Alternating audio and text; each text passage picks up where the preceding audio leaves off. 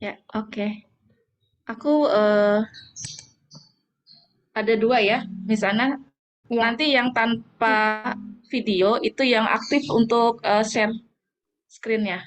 iya oke. Ini dua-duanya saya jadiin co-host dulu ya, Miss ya. Ya, silakan. Oke, boleh dimulai ya, Miss ya. Ya, silakan. Baik, Bismillahirrahmanirrahim. Assalamualaikum warahmatullahi wabarakatuh. Waalaikumsalam warahmatullahi wabarakatuh. Good afternoon, everyone. Good afternoon. Oke, Alhamdulillahirrahmanirrahim. Puji syukur kita bisa kembali berkumpul, kita bisa kembali bertatap muka, walaupun secara virtual melalui agenda teacher training yang ke-10. Sebelumnya izin memperkenalkan diri, saya Ana dari Pentabooks yang insya Allah kurang lebih 2 jam ke depan akan menemani teman-teman semuanya dalam agenda sesi training pada siang hari ini. Untuk informasi teman-teman nantinya mungkin ada beberapa yang baru pertama kali ikut training. Jadi nanti dalam training ini teman-teman bisa mendapatkan e-certificate. Nanti untuk sertifikatnya sendiri akan dibagikan melalui email setelah teman-teman submit absensi atau attendance yang nantinya attendance-nya akan saya kirimkan melalui kolom chat di Zoom di akhir sesi nanti. Jadi disimak ya teman-teman ya, insya Allah seperti itu. Nah, di tengah-tengah kita sudah hadir trainer, ada Miss Erah Aprianti. Apa kabar Miss Erah? Alhamdulillah. Al- Sehat-sehat semua ya, teman-teman. Insya Allah sehat-sehat semuanya nih Miss Erah. Baik, teman-teman, siang hari ini Miss Erah akan menyampaikan materi mengenai designing math project untuk lower level student. Lain Baik, dong. iya, baik Miss Erah, Enggak, silakan bisa enakan dulu kan langsung enggak. dimulai aja. Time is yours. Oke, thank you so much. Bismillahirrahmanirrahim. Assalamualaikum warahmatullahi wabarakatuh. Selamat sore teman-teman. Salam hangat dari Depok ya. Saya dan Miss Ana hari ini bertemu lagi dengan teman-teman untuk bercerita lagi ya, berbagi pengalaman saya. Nah, untuk materi hari ini memang dikhususkan untuk teman-teman yang memegang kewajiban untuk mengajarkan matematika. Tapi tidak menutup kemungkinan bila misalnya teman-teman yang mengajar selain dari pelajaran math ini, karena materi ini nanti bisa diaplikasikan untuk di rumah ya. Nah, teman-teman mengapa perlu dibuatkan materi ini? Karena dari beberapa masukan teman-teman yang menggunakan buku-buku matematika dari produk MM ini mungkin ingin mendapatkan sedikit insight baru ya. Mungkin teman-teman juga sudah sering melakukannya. Nah, untuk materi ini insya Allah nanti di akhir sesi sekitar mungkin 15 menit terakhir kita akan mempraktekkan, nanti akan dibuatkan, kalau misalnya jumlahnya sedikit, misalnya kurang dari 20 mungkin tidak perlu dibuatkan breakout room ya. Tapi kalau misalnya nanti lebih dari 20 mungkin akan lebih memudahkan teman-teman kita buat dalam bentuk breakout room. Nah, untuk hari ini silakan teman-teman siapkan pensil atau pulpennya dan kertasnya karena nanti teman-teman akan mencatat step-stepnya sambil langsung kita buatkan kegiatannya. Nah, silakan juga teman-teman menyiapkan buku matematika yang saat ini sedang digunakan di kelas, materinya apa, atau materi pekan depan apa, jadi nanti bisa didiskusikan lagi ya. Nah, baiklah teman-teman, mungkin sedikit untuk memberikan beberapa hal yang terkait dalam pembelajaran matematika ya. So, I have outlines from some resources ya. Ada beberapa myths atau myth mungkin yang juga saya pahami sebagai orang tua. Dulu saya hanya mengajar di level SD itu hanya beberapa bulan ya, tapi di TK saya pernah dan saya juga mendapatkan tugas sebagai guru kelas, mengajarkan matematika di dalam bahasa Inggris. Kemudian saya bekerja dengan beberapa guru-guru untuk mendesain project-project. Nah, salah satunya adalah eh, English for Math ya, waktu mengajar di SMP. Nah, ini saya turunkan di beberapa pengalaman saya dan beberapa riset yang saya baca. Jadilah hari ini kegiatannya mendesain pembelajaran matematika berkolaborasi dengan pelajaran yang lain. Baik, teman-teman, di sini ada tiga hal yang eh,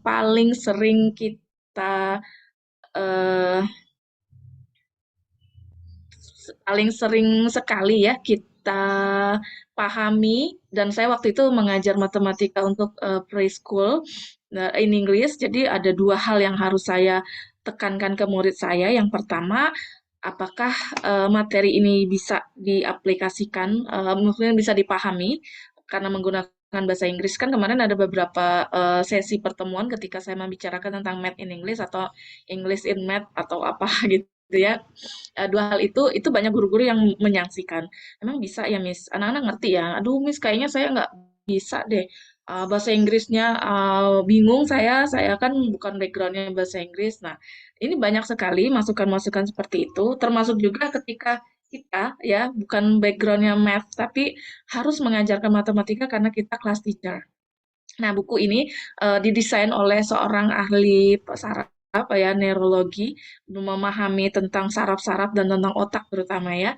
Dan beliau juga adalah seorang guru kelas ya dan dibuatkanlah penelitiannya dan itu menjadi beberapa masukan ketika kami mendesain materi-materi pembelajaran matematika. Tidak akan berhenti sampai di sini. Nanti akan ada beberapa training berikutnya berkaitan dengan fun math worksheet ya. Walaupun mungkin tidak mendalam detail sebagai English sebagai math teacher, tapi kita akan share beberapa metode. Baiklah teman-teman, seperti yang bisa dilihat yang bagian pertama, saya ingin teman-teman nanti bisa berbagi informasi apakah pengalaman teman-teman seperti ini. You have to be very intelligent to be good at math. Adakah yang punya pemahaman seperti ini? Oh, saya mau jadi guru matematika. Oh, kalau guru matematika sih kamu harus pinter banget gitu ya. Karena kalau nggak pinter, kamu nggak bisa jadi guru matematika. Ada nggak teman-teman? Atau Miss semester depan ngajar matematika ya? Karena gurunya cuti. Jadi nanti Miss bisa di kelas tematik atau nanti pelajaran matematika, misalnya guru kelasnya. Pak, saya nggak pinter-pinter banget. Aduh, jangan saya deh. Yang lain aja. Saya kan cuma ngajarnya latar belakangnya. Ini salah satu contoh ya, teman-teman ada yang, Miss Sarah, saya tuh latar belakangnya PAI, Pendidikan Agama Islam, SPD-nya SAG gitu ya. Saya sekarang disuruh ngajar matematika nih semester depan gitu ya. Terus saya harus gimana, Miss? Saya harus ngapain? Saya sementara nggak pinter-pinter banget soal matematika. Nah, kira-kira menurut teman-teman, apalagi untuk yang preschool atau mungkin SD kelas bawah ya, ada yang punya pengalaman yang sama ketika teman-teman mengajar matematika, you have an insight that you have to be very intelligent to be good at math. Ada yang mau sharing? Benarkah ini ataukah cuma si penulisnya mengatakan ini myth ya? You don't have to be very intelligent kok. Nah, menurut teman-teman seperti apa? Ya, boleh please open your mic karena berkaitan nanti ketika ada orang tua yang nanya, kok anak saya nggak bisa belajar matematika dengan benar kata gurunya nggak enak kalau anak saya bilangnya nggak enak. Emang ibunya lulusan mana sih? Pernah nggak ada orang tua yang mempertanyakan kompetensi gurunya? Karena saya dulu jadi wali kelas, saya sering mendapati komplain-komplain seperti itu contohnya ya. Ya teman-teman silakan siapa yang mau berpartisipasi, kita ada sedikit warming up. Open your mic. Ya, share your experience. Apalagi teman-teman di sini yang memang ditugaskan sebagai guru kelas. Ya, yuk kita sharing dulu. Ada teman-teman yang mau sedikit Mungkin berbagi. ya, coba Miss Ya, Era. ya, silakan Miss Anita. It's nice to see you again, Miss Era. Terima I kasih see sekali you. sekali Okay. waktunya. Nice to see you again, Miss. Ya. Ini bukan dari orang tua, alhamdulillah masih Mm-mm. bangga sama Miss Anita as a English teacher. But this is for myself. Kayaknya saya merasa sometimes I think I'm not capable to teach math. Tapi ketika melihat cara-cara mengajar di YouTube yang konseptual, jadi I'm not good at math. I'm not good at math. When I was teenager, I had joined the mathematics course and private course, and my score was not good enough. Di bawah 5 pasti. Tapi nah di situ yang membuat saya takut belajar math gitu. Tapi saya lihat anak-anak juga begitu especially ketika mereka belajar pecahan. Jadi they know how to add, they know how to subtract fraction. And then ketika belajar division, nanti mereka lupa addition-nya. Ketika belajar multiplication seperti itu, berarti lupa lagi yang sebelum-sebelumnya. Kayak gitu, Miss Era. Mungkin itu pengalaman. Jadi masih mencari metode gimana sih supaya mereka tuh kalau udah mau ulang, aduh jangan pecahan, Miss, jangan pecahan. Itu mungkin Miss Era. Yes, sama ya. Terima kasih atas kesempatannya, Miss Era. You're welcome. Miss Annie, will you like to share your opinion? Miss Annie kayaknya udah siap ini ya, mau sharing ke kita. Miss Eni Al-Azkar. Pertanyaannya adalah tadi sedikit mengulang ya, bukan pertanyaan. Jadi ada myth ya yang beredar di kalangan guru-guru, terutama yang mungkin ditugaskan untuk mengajar subjek math ya. Dan saya juga pernah dapat pengalaman tuh, oh, saya kan guru bahasa Inggris, kok saya ngajar matematika, Pak? Aduh, kayak nggak sanggup deh, Pak. Kan saya nggak pinter-pinter banget gitu ya. Nah, ternyata ini kalau menurut Jed Willis ya penulisnya mengatakan bahwa ini termasuk mitos ya. Jadi harus benar-benar cerdas, harus harus pinter gitu supaya unggul di pelajaran matematika. Ya, Miss Eni boleh sharing your idea atau your opinion. Apakah kita terlahir harus jadi anak yang super intelligent supaya bisa bagus di pelajaran matematikanya?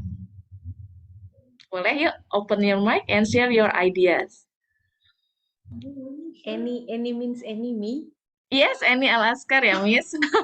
With your sweet smile ya, I know that you really want to share something with us. Saya baru join. No, not really. You don't have to be smart or Okay. something, but someone that wants to learn more. They can teach any subject, especially math. Actually, I'm an English teacher, but in my school, I have to teach math also. Oh yes, excellent. Ya, itu sama banget sama pengalaman saya yang tadi disampaikan oleh Miss Era tadi. Tapi memang harus punya keinginan untuk mau belajar lagi. Jadi itu bisa dipelajari dan insya Allah bisa. Oke, thank you Miss Eni for your sharing ya. Bagus banget, sama Miss Eni juga punya experience yang sama ya. Dan pasti kita biasanya yang pengalaman mengajar kelas sebagai guru kelas ya, we have to teach all the subject ya. Nah, whether or not nanti ada beberapa strategi teman-teman, terutama seperti pengalaman saya dulu ya, mengajarkan matematika, tapi saya backgroundnya bukan sebagai guru math ya, bukan pendidikan math, basicnya English teacher. Oke, yang kedua ada statement dari orang tua. Makanya ada beberapa anak yang nggak begitu motivated ya to learn English. Contohnya seperti ini. It is acceptable to be bad at math because most people are. Nggak apa-apa, Miss. Kata guru mama aku bilang mama aku dulu matematikanya jelek, tapi mama bisa jadi direktur. Saya punya murid yang seperti itu, murid TKB. Ketika disuruh ngitung, dia nggak bisa. Terus mama aku dulu Miss cerita sama aku kalau mama aku tuh nggak bisa belajar, nggak bisa baca, nggak bisa ngitung sampai kelas 2 SD. Tapi sekarang mama aku jadi orang kaya, bisa jadi direktur. Dan kebetulan dia direktur di salah satu bank ya. Nah, terus saya bingung ketika mengajarkan dia lagi udah malas-malasan. Ini anak preschool gitu ya. Saya mengajar waktu itu awal karir saya sebagai guru preschool, teman-teman. Jadi mengajarkan angka, mengajarkan bentuk huruf, kemudian nanti di kelas bahasa Inggris I teach conversation gitu ya, karena ada sesi conversation khusus. Nah itu ngajar di SD juga. Nah ada dua hal ini juga ya. Satu merasa saya nggak begitu cerdas, jadi it's okay gitu. Adalah orang Indonesia. Ya. Yang kedua, it is acceptable to be bad. Jadi nggak apa-apa. Bahkan mama saya bilang nggak apa-apa kamu jelek matematika, yang penting kamu bisa baca atau yang penting nggak nyontek. Nah akhirnya di kelas itu menjadi demotivated ya. They are demotivated to learn math dan akhirnya melabeli math yang nggak apa-apa lah, itu nggak penting-penting banget. Sekarang ini ada kalkulator. Anyone to share the idea, pernah nggak ngalamin seperti ini ketika mengajar matematika? Otomatis kita yang udah seharian belajar ya menyiapkan materi, ada statement anak murid kita seperti itu. Apalagi didukung lagi dengan fakta-fakta mama saya jadi orang kaya, karena menurut saya waktu itu anak TK ya, mama saya jadi orang kaya kok walaupun matematikanya nggak bagus. Nah, what do you think about this? Ayo teman-teman, siapa lagi yang mau sharing? Boleh share your idea, pernah punya pengalaman. Mungkin ada di sini yang mengajar juga ya, ada murid-murid yang punya pengalaman atau ada cerita lain di kelasnya. Silakan. Boleh, saya kasih kesempatan satu orang ya untuk yang kedua ini. Plus yang ketiga mungkin ya, math isn't really used much outside of the special occupation. Pernah ya menyambung dari tadi, karena nggak apa-apa. Yang penting nanti bisa pelajaran bahasa Inggris. Kalau bahasa Inggrisnya bagus, bisa dapat pekerjaan yang baik. Dan pelajaran matematika itu tidak terlalu banyak diterapkan di beberapa pekerjaan ya.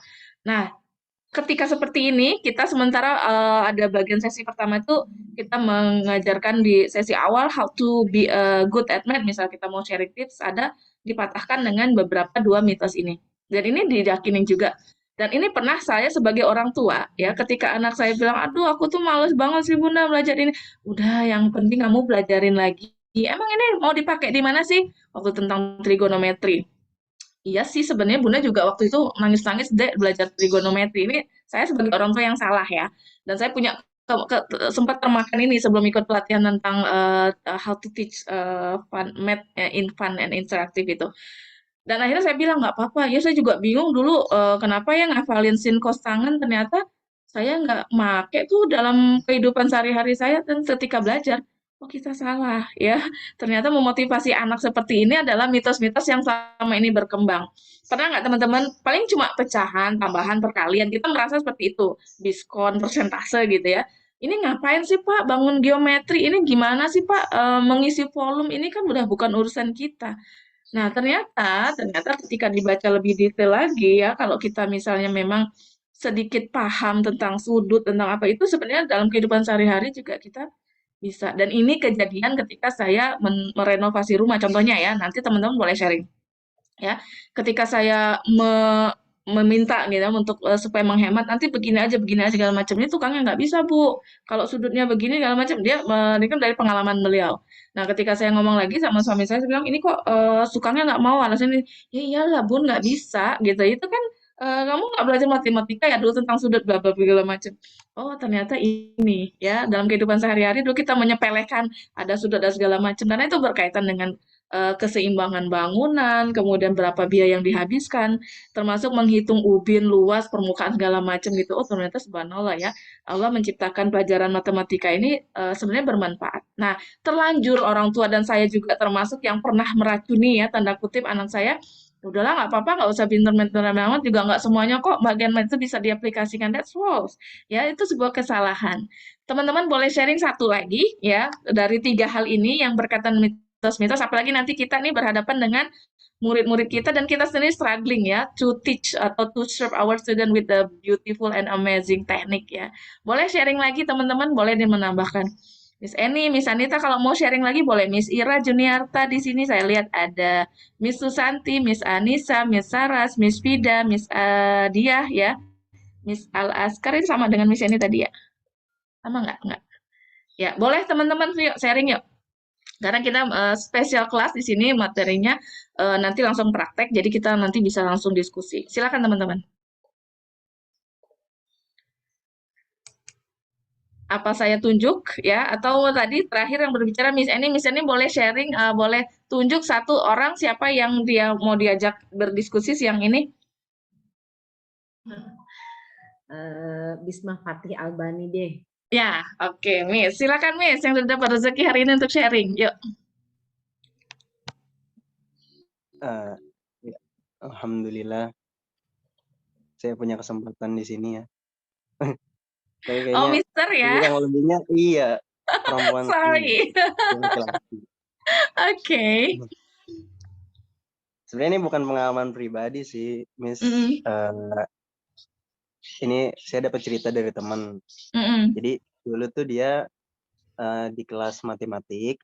Nah, gurunya ini ngomong, katanya matematik ini nggak terlalu penting dalam kehidupan sehari-hari. Paling matematik itu dipakai buat apa ya, waktu itu gurunya tuh bilang markir kapal. Oke. Nah, jadi kalau kalian itu udah nggak usah terlalu ini sama matematika. Nah akhirnya ya semua muridnya gitu. Terus saya dapat cerita dari teman gitu, Miss. Menurut Mister itu kenapa gurunya bisa cerita seperti itu? Kira-kira? Mungkin karena apa ya? Beliau bukan orang matematik mungkin, atau terlalu kurang tahu sih. Ya. Seperti apa? Oke. Good. Thank you so much ya, Mister. Thank you for sharing siang hari ini. Menarik ya, bahkan ada guru yang membuat pernyataan seperti itu. Nah, kira-kira teman-teman tadi kan dari awal, memang persepsi kita selama ini kita punya 3 hal ini dan 3 garis besar ini ya, yang sering muncul dan memang dimunculkan dalam buku ini disebutkan seperti itu. Nah, sekarang bagaimana caranya kita berbagi tips ya, berdasarkan dari pengalamannya Jet Willis sebagai teacher, kemudian sekarang adalah sebagai praktisi matematika dan saya ikut beberapa buku, mengikuti bukunya. Itu menarik sekali karena praktis sekali. Dan ini hari ini saya share dengan teman-teman beberapa tips ya. Ini dari 8 tipsnya, dari 8 langkah. Ini baru satu yang kita angkat ya. Mudah-mudahan nanti di pertemuan-pertemuan berikutnya when we talk about math ya nanti akan saya share beberapa strategi yang lainnya. Jadi ini baru satu strategi. Nah, apa yang dibuatkan oleh Willis ya. Yang pertama paling penting hal yang pertama adalah develop the positive attitude.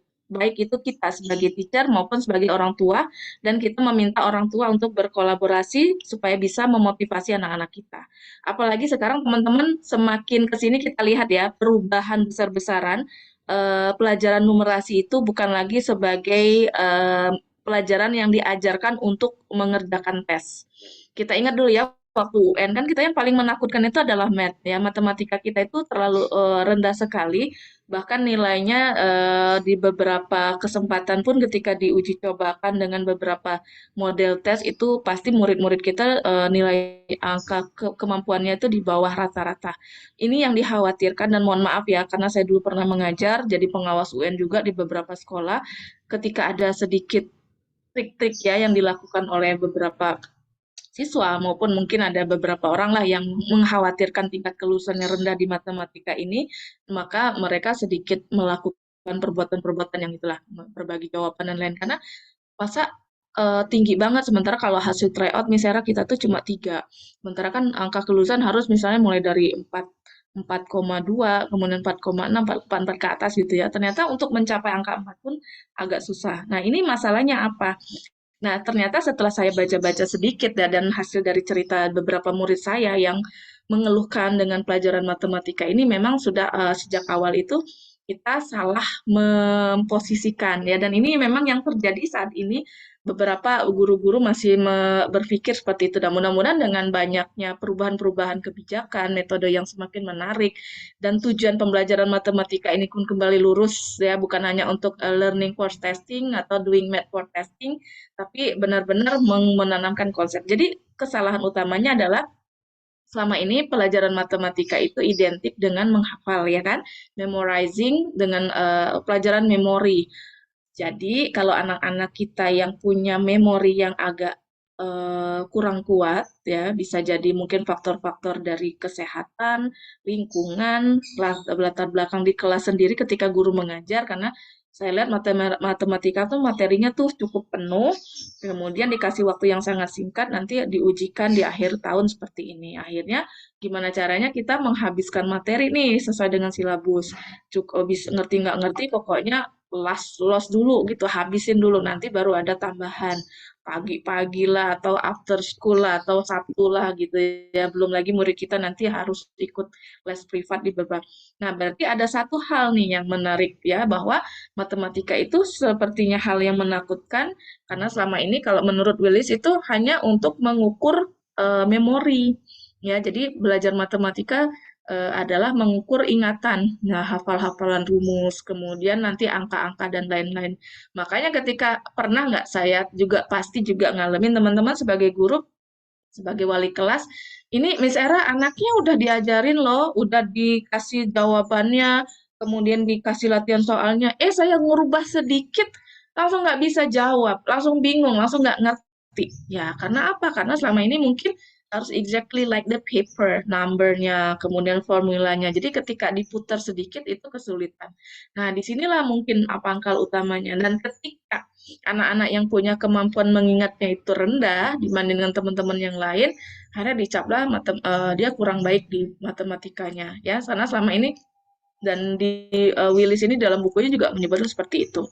Nah, apa yang harus kita lakukan pertama? Apalagi teman-teman kita mengajar di kelas rendah, kelas 1 atau mungkin tahun ini atau preschool yang ngajar di TK juga it's okay ya. Hal yang pertama adalah kita harus develop the positive attitude. Nah, mengapa? Nah, karena di sini menurut Willis yang harus teman-teman lakukan pertama buat anak-anak tuh senyaman mungkin. Tidak ada paksaan, tidak ada ancaman. Apalagi mohon maaf ya, English, Math itu yang saat ini pelajaran wajib yang keterampilan wajib yang harus dikuasai.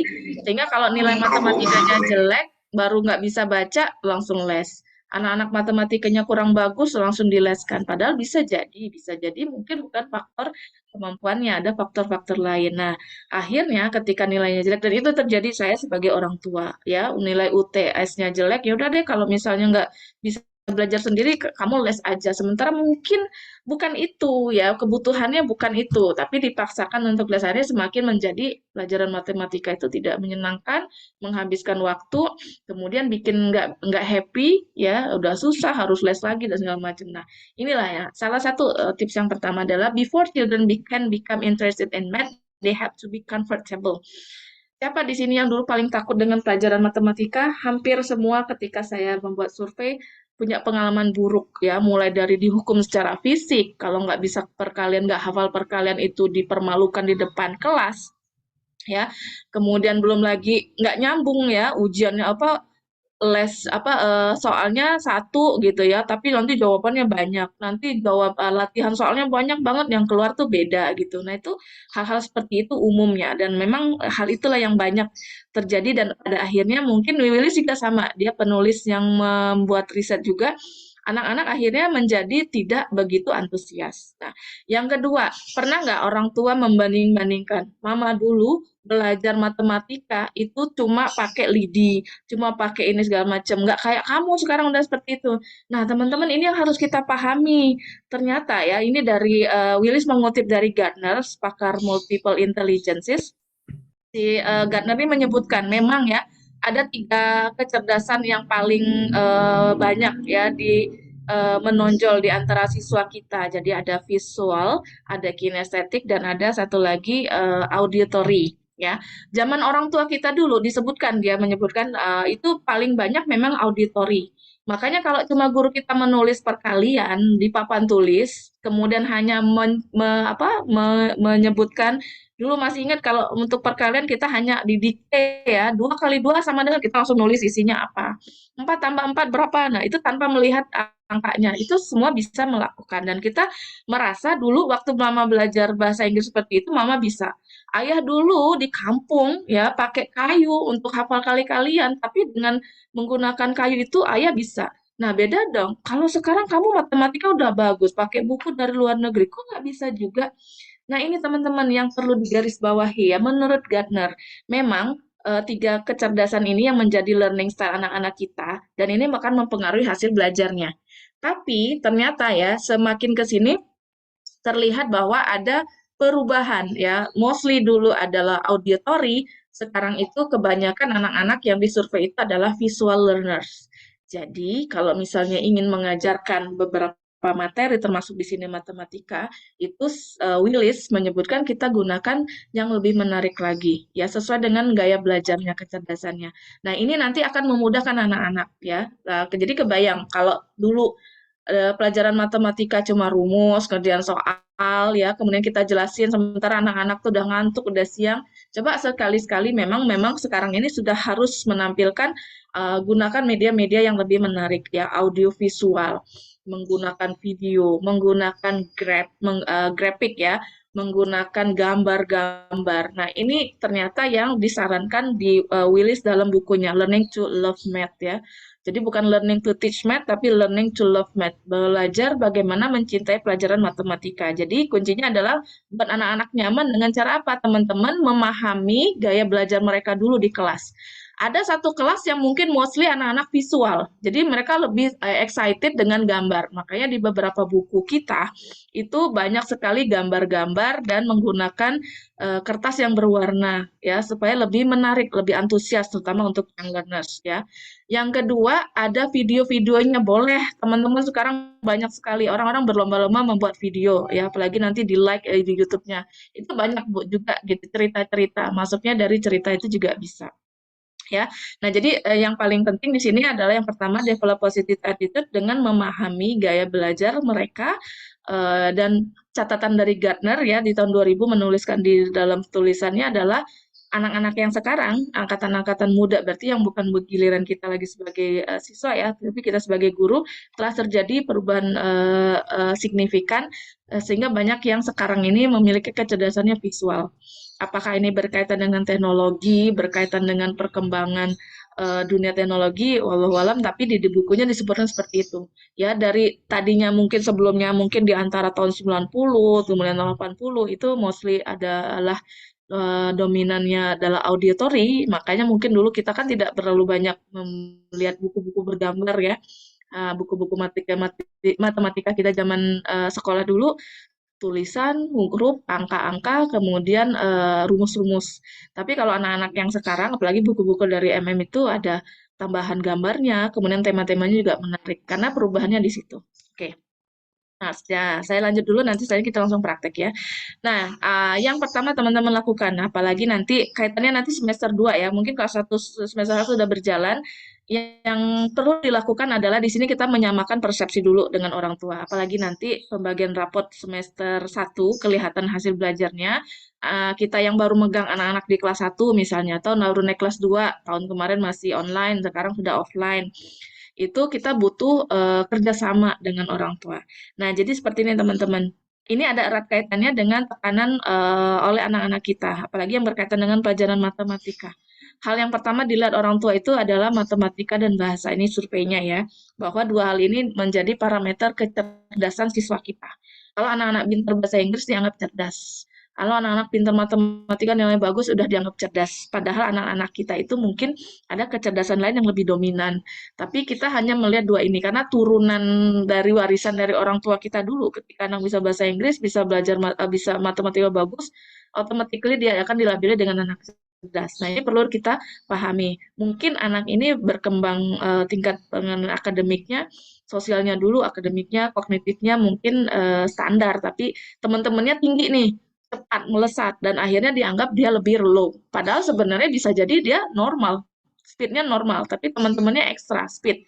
Nah, ini perlu teman-teman lihat lagi, nanti ketika bagi rapat sama kita waktu saya jadi wali kelas kan ditanya dulu, kok ini pelajarannya yang jelek apa? Nah, itu benar-benar harus antisipasi di situ. Apalagi kita peletak dasar motivasi belajarnya. Kalau di kelas SD udah matematikanya udah dianggap susah, ke SMP dan ke SMA-nya anak-anak merasa jadi stres dan nggak menyukai ya. Nah, this intervention will also allow you to explain the first step to math success is a positive attitude toward the subject matter, not just toward the grade. Jadi ingat nggak teman-teman? Ya, Bapak Ibu, mohon maaf ya kita sama-sama bekerja sama, misalnya sama ayah bundanya, ayah bunda, pelajaran matematika ini anak-anak boleh diberikan motivasi yang positif ya, misalnya mungkin Nanda Raihan ini baru bisa menghitung sampai 5. Teman-temannya sudah sampai berapa? Oh enggak, ini udah bagus kok ya, ini udah bagus, sudah sampai 5, dia udah pinter, di kelas juga sangat santun, kemudian dia juga rapi gitu ya. Nah, jadi hal-hal positif dulu yang dikembangkan. Jangan langsung menjudge. Biasanya orang tua akan melihat grades-nya dulu, dan ini strategi kita ya nanti ketika berhadapan orang tua, atau nanti wali kelas nanya ke kita sebagai guru subjek ini gitu ya. Miss Era ini kok dia paling KKM-nya nilainya cuma di KKM sih, ada apa gitu ya. Sebenarnya Pak mungkin ya kalau saya lihat latar belakangnya, mungkin di sini ada sedikit kesulitan di bagian chapter ini. Bisa jadi karena memang ini agak susah. Nah, bisa jadi juga salah satunya. Tapi sebenarnya dia di kelas sudah bagus mengumpulkan tugas tepat waktu, menulisnya dengan rapi, kemudian dia sudah bisa berkolaborasi walaupun mungkin masih sedikit malu-malu. Kondisinya di sini nilainya tidak terlalu bisa maksimal atau hasil-hasilnya hanya 75, nggak apa-apa. Tapi nanti akan saya force lagi supaya dia lebih meningkat lagi di berikutnya. Misalnya contohnya kayak ketika berkaitan dengan pecahan, nah di sini memang banyak slipnya sih Pak, sementara waktu kita kan terbatas gitu ya. Jadi nanti tolong dimotivasi aja kalau orang tuanya nanya, akan diberikan waktu supaya diperbanyak lagi latihan, nggak apa-apa kok. Tapi so far dia sudah bisa mengikuti, nilainya bukan berarti jelek yang nggak dapat 100. Nah, kita harus kasih tahu ke orang tua juga target-target yang tinggi. Oh, ayah dulu lulusan ITB matematika gitu ya. Masa anaknya dapat nilai jelek? Saya pernah juga punya pengalaman seperti itu ya. Ayah dulu nilainya 100 di raport. Ya kan ayah beda gitu ya, diprotes lah sama anaknya. Ya juga ya. Jadi ajak orang tua bekerja sama, dan pengalaman saya persis ya sebagai orang tua juga, bahwa ini harus kita lebih open minded, bahwa tidak hanya sebatas hanya si nilai, tapi bagaimana pelajaran ini jangan jadi momok yang menakutkan untuk anak-anak kita di kelas 1, di TK, atau mungkin di kelas lower level ini ya, kelas 1, 2, 3. Yang kedua, teman-teman. Nah, ini kita merasa ya, nah yang masih K13 ya, yang masih K13 kan masih menggunakan istilah remedial. Dan remedial itu negatif di kalangan orang tua. Jadi kalau mendengar kata remedial itu artinya fail, ya artinya gagal. Dan orang tua kadang-kadang, kok remed sih? Cuma gini doang masa bisa remed? Ini tuh saya ngalamin waktu murid saya ngambil beberapa report, kemudian orang tuanya langsung marah. Ini kan gampang, tentang ini kok kamu bisa remed gitu. Harusnya ini nggak usah remed dong, kan udah belajar segala macam. Padahal ya menurut Willis ya, ini retest to distress. Sebenarnya nggak apa-apa kalau mereka yang belum bisa meraih harapan, misal ekspektasi baru 20, pemahamannya baru 60%. Ya belum 100%, kita bisa retest kok, dan kita bisa ajak anak-anak untuk memperbaiki. Tapi jangan sampai ada stigma negatif nih dengan retest. Sebenarnya retest itu untuk mereka supaya lebih paham. Nah, tapi kadang-kadang itu stigma negatif tentang remedial dan retest ini dianggap anak itu kurang ya, ataupun mungkin ya kurang maksimal lah, atau maaf ya agak-agak lambat, misalnya orang tuanya marah seperti itu. Bayangin waktu kita kuliah kan kita pernah juga mengambil ulang mata kuliah perbaikan karena kita nggak dapat A. Sayang misalnya kita guru bahasa Inggris, masa pelajaran ini waktu di semester 1 nilainya cuma C ya. Sekarang saya mau ngambil lagi di semester 3 atau semester 5 perbaikan supaya dapat A. Sebenarnya sah-sah saja, dan hal itu boleh. Karena ternyata setelah pengulangan di semester 3, oh ternyata saya bisa ya, waktu itu saya semester 1 mungkin ya jam kuliahnya siang, kemudian nggak begitu antusias karena dosennya mungkin agak sedikit galak. Nah, kadang-kadang kita punya masalah yang sama dengan anak-anak kita saat itu. Berarti it's okay if you do the retest ya, for to distress, untuk mengurangi. Tadinya nggak ngerti, sekarang ngerti. Mungkin sedikit-sedikit bertahap, dan itu nggak masalah ya. Student need to achieve mastery in its topic, which form the basic from which student can extend their neural networks of pattern and concept before they move to the next level. Jadi pastikan misalnya tadi ada tambah-tambahannya kurang maksimal, kita kasih aja lagi sampai benar-benar dia mengulangi.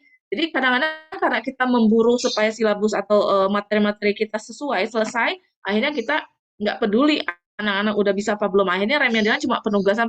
Nah, ketika nanti kelas 2 naik, diulangin lagi, mereka sama sekali nggak ngerti. Dulu kan waktu kelas 1 juga udah pernah, kok nggak bisa, kalau masih lagi. Ada juga pengalaman gini teman-teman, Miss Era saya tuh ngajar kelas 3, anak-anak sampai kelas 3 masih susah penjumlahan, atau misalnya masih, misal udah ada perkalian nih, harusnya perkalian yang penjumlahan puluhan itu juga anak-anak belum bisa, dan akhirnya guru kelas 3-nya ngomel ke guru kelas 2, guru kelas 2-nya ngomel lagi ke guru kelas 1. Jadi sebenarnya begitu terus, dan akhirnya saling salah-salahan ya, si guru kelas 3 ini ngerasa harusnya udah kelas 3 tuh sudah bisa loh begini, nggak harus diulangi lagi. Nah, itu harusnya perlu kerjasama ya, untuk yang lower primary ini diulang-ulang lagi supaya apa? Anak-anak nggak begitu ya tadi di stres ya, ketika di kelas 3 dikasih penjumlahan 6 tambah 2 aja masih mikir, masih panjang gitu ya. Artinya mungkin anak-anak kita perlu retest lagi. Jadi it's okay. Nah, ada satu sekolah yang saya cukup excited ya. Jadi setiap tahun itu untuk pelajaran berikutnya tuh salah satu tahun itu nanti diberikan worksheet atau di pengulangan lagi. Nah, memang harus seperti itulah ya pembelajaran ya. Next, the next strategy, demonstrate the value of math ya. Jadi teman-teman memotivasi tadi sama ya, yang di mitos yang ketiga itu bahwa pelajaran matematika itu tidak digunakan di semua pekerjaan ya. Nah, tapi sebenarnya pentingnya matematika itu, karena dulu murid saya ada pernah nanya, ngapain sih kita belajar ini? Ini bukan tentang rumus, ini bukan tentang kemampuan kamu menghitung, tapi bagaimana membangun logika berpikir kamu yang logis ya. Cara berpikir yang logis ya, itu makanya disebutkan matematika logik. Matematika itu bukan hanya menghitung luas, menghitung kurang, tambah, bagi gitu ya, geometri, luas bangunan, tapi bagaimana membangun logika berpikir yang cara berpikir yang lebih sistematis dan logis. Jadi anak-anak kita, kalau kamu bisa berpikir logis, kamu bisa kok menyelesaikan masalah dalam hidup kalian. Jadi problem solving itu akarnya adalah bagaimana bisa menggerakkan otak kita, menggunakan otak kita untuk berpikir secara logis. Orang-orang yang tidak bisa berpikir secara logis itu akan lebih mudah dibohongi dan akhirnya kamu nanti mengalami kesulitan lebih besar ketika kamu tidak bisa menggunakan logika kamu. Seperti itu contohnya ya. You unlock their brain's math blocking filters, promote the long-term memory, and foster greater understanding beyond rote memorization. Jadi belajar matematika itu tadi bukan hanya untuk menghafalkan rumus ya, but you have to be to use your long term memory ya. Nah, bagaimana dengan cara long term memory yaitu tadi dengan berbagai waktu kelas speaking kita pernah ya membahas ada short term, long term memory dan bagaimana informasi itu dimasukkan ke dalam long term memory setelah melalui beberapa proses filtering and processing ya. Oke, saya mau baca dulu dari Miss Fitri. The main problem of Indonesian parents characterize data the retest is always that good. Yes, retest means that their children are not capable in that subject. Retest means their children are not sufficient enough to understand the subject. So it's a matter of mindset, the parents' mindset. Exactly, Miss. Betul. Ya, sehingga anak-anak yang saya undang untuk remedial, padahal sebenarnya remedialnya bukan dalam rangka menunjukkan mereka tidak baik, tapi sudah bahasa remedial itu sendiri adalah kegagalan, exactly, parents mindset. Jadi di awal tahun tuh harusnya kita kuatkan lagi, apalagi kalau kurikulum merdeka itu kan ada fase-fase, ya bisa jadi anak di fase ini gagal, tapi nanti bisa dilanjutkan di fase berikutnya, karena learning is a journey, ya ingatkan orang tua bahwa learning is a journey. Kalau kita menikmati sebuah perjalanan, kita mungkin ingin berlama-lama di situ, ambil foto lagi, lebih lama lagi, cobain lagi, dan ini berkesan, ya. Bisa jadi pada waktu di bagian materi ini, the topik ini, mereka kurang baik karena mungkin ada basic-basic yang belum bisa dipahami tadi ya, long term memory-nya. Belum masuk ke long term memory, baru short memory.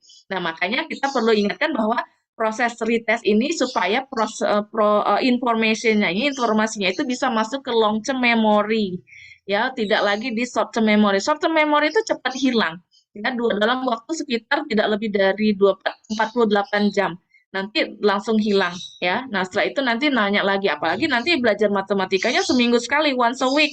Minggu kemarin kita belajar apa? Nah, makanya kita perlu retest untuk apa? Processing and filtering. Ada lagi mungkin math blocking ya, anak-anak sudah merasa jenuh duluan, udah capek, udah males, dan akhirnya blok di kepalanya itu di bagian otak. Nanti kita akan berbicara sedikit ya, ada bagian otak mana yang menurut Willis ini yang harus kita buat.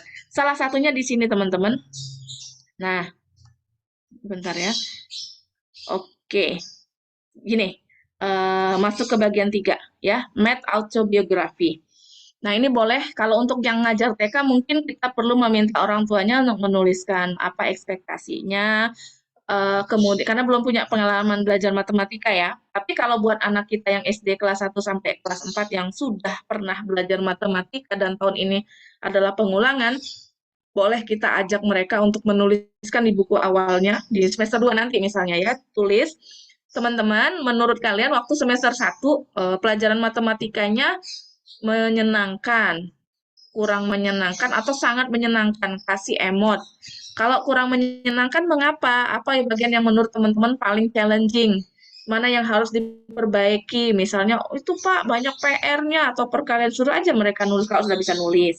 Kalau belum bisa nulis, ajak private conversation atau class discussion, dan Bapak Ibu dibuatkan ya, tulis ya, kira-kira semester kemarin sama semester ini, hambatan semester kemarin apa. Kemudian yang paling kalian sukai pada waktu pelajaran waktu Miss Era ngajar matematika, yang paling kalian suka itu bagian yang mana?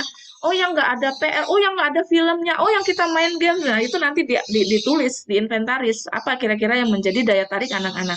Akhirnya nanti anak-anak itu bisa kita perbaiki. Mungkin yang kemarin kita ngasih tugas banyak banget, karena kita mengejar waktu banyak tanggal merahnya. Nah, mungkin kurangi gimana ya supaya tugasnya berkurang, atau bisa diganti dengan model game sebagai pengganti penugasan. Boleh project ya, nanti setelah ini kita akan desain projectnya. Mengapa? Teman-teman di sini ya, ada yang saya baca tadi, jadi untuk memproses pelajaran matematika itu ada di bagian otak depan. untuk menganalisis informasi atau incoming information atau informasi yang sudah ada, itu namanya prefrontal cortex PPC.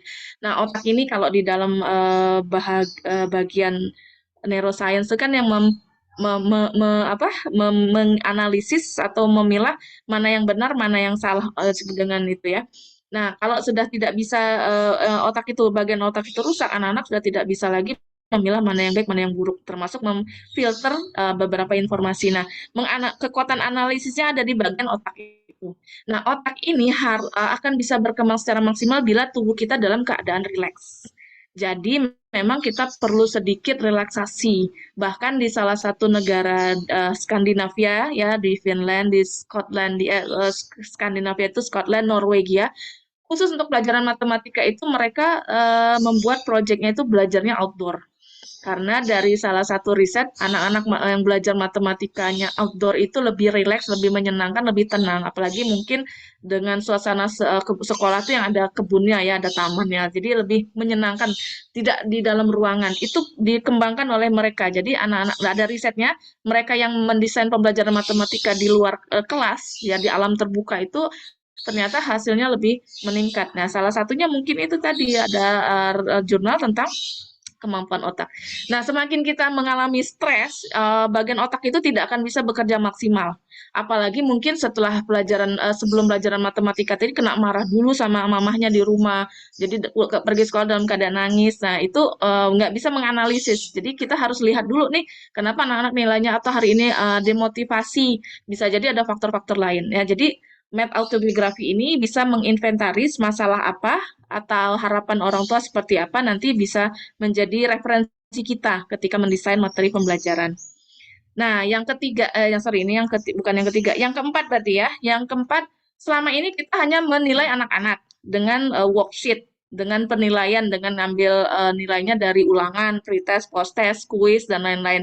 Tapi pernah nggak teman-teman? Nah, di sini menariknya bahwa kita bisa meminta anak-anak untuk membuat assessment tentang kita. Nah, kalau dulu kita di-assess oleh kepala sekolah misalnya melalui supervisi. Tapi kalau kondisinya sekarang langsung murid kita. Gimana caranya teman-teman kalau Willis ini membuat kartu-kartu ya beberapa poin-poin yang menurut dia itu penting untuk dipahami. Apa kelebihan saya?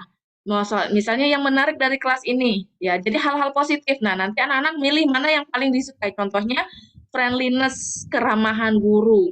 Kemudian communication. Bapaknya tadi ngejelasinnya gampang karena menggunakan bahasa-bahasa yang menarik, ada ceritanya, bikin lucu. Terus apalagi misalnya ya yang ingin teman-teman buat ada information ya. Jadi materinya ini mudah atau susah. Nah, informasi yang Bapak berikan ini menurut kamu sudah mencukupi belum? Nah, kalau anak kelas 1, 2, 3 gimana caranya? Dikasih pelajaran aja, dikasih kartu-kartu. Oke ya, kayak reflection sheet gitu ya. Mungkin kita boleh nanya, teman-teman hari ini sama Miss Sarah kan hari ini udah mengajar tentang minggu ini, biasa saya pernah melakukan itu di hari Jumat. Teman-teman kan hari Jumat ini terakhir nih materi tentang number gitu ya. Nah, dari hari Senin sampai hari Jumat kemarin ketika kita belajar tentang es krim ini, mana yang paling disukai atau worksheet mana yang terfavorit. Nah, nanti dia bilang yang ini yang ada lagunya, yang ada videonya. Berarti next time kita materi tentang angka-angka yang lain atau penjumlahan kita tambahkan video dulu gitu ya atau lagu dulu atau apa. Nah, ini bisa menjadi salah satu membuat kita gini, jangan sampai kita dilabeli guru killer atau guru yang nggak happy anak-anak karena apa gurunya nggak enak ngajarnya. Karena bisa jadi faktor guru itu mempengaruhi hasil dari pelajaran matematika tadi ya. Dan ini pernah saya buat survei kecil-kecilan ya waktu saya jadi wali kelas. Menurut kalian antara semester 1 kan kelas 10 saya jadi wali kelasnya lagi di kelas 11 waktu saya di SMA. Saya kasih anak-anak semacam tulisan membuat refleksi ya. Semester waktu kelas 10 sama kelas 11 bedanya apa? Misalnya dari guru yang berbeda ini, terutama untuk mata-mata pelajaran yang sering menjadi komplain orang tua ya. Salah satunya kemampuan matematika tadi. Jadi disebutkan bapaknya yang kelas 10 tuh enak ramah, kemudian suka ngelucu, kemudian dia ngejelasinnya enak, Miss, ngelihat kita semua. Berarti sebenarnya sini body language-nya bagus. Kemudian menatap semua anak-anak berarti eye contact-nya bagus. Jadi anak-anak ngerasa kayak diajak ngobrol. Sementara bapak yang satu lagi nggak pernah ngelihat kita, cuma ngeliatin papan tulis. Nah, akhirnya kita males, Miss. Kita kayak diajak, ya, apa ya, bapaknya sibuk dengan papan tulis. Ada kayak gitu, ada. Kemudian apa lagi? Bapaknya suka nyindir-nyindir, Miss. Males banget gitu. Oh, ini mah pelajaran kelas 7, kalian kayak gini aja nggak bisa. Ya udah, besok jadi kelas 7. Ternyata harga diri anak-anak terganggu gitu ya, karena disindir-sindir gitu. Nah, ini berarti perlu komunikasinya yang diperbaiki. Itu ya, teman-teman.